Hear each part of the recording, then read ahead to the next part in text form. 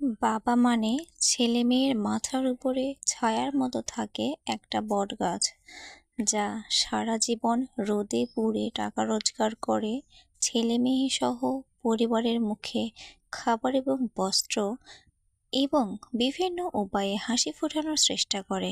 কিন্তু তার পরনে যে একটা ছেঁড়া শার্ট আর ছেঁড়া লুঙ্গি ছাড়া কিছুই জোটে না।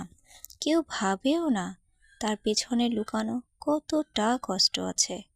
অথচ সেই মানুষটার কোনো অভিযোগই নেই, আছে শুধুই শুনবার মতো অভিযোগ।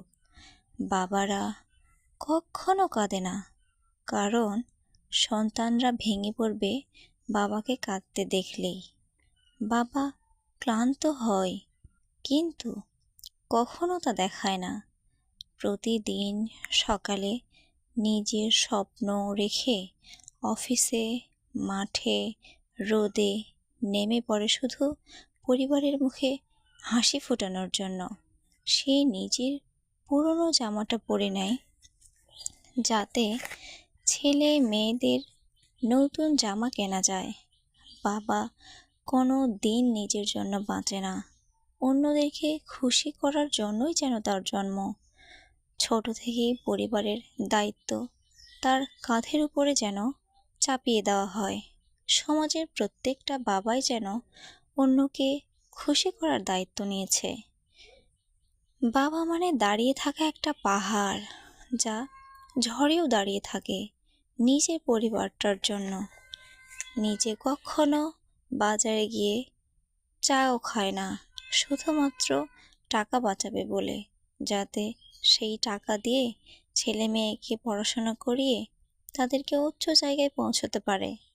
ছেলেমেয়েরা অসুস্থ হলে বাবা বলে, বাবা তার পরিশ্রমের সব জমানো টাকা দিয়ে তার চিকিৎসা করে, আর সন্তানদেরকে এই বলে সান্ত্বনা দেয় যে আল্লাহ তোমার অসুখ ভালো করবে।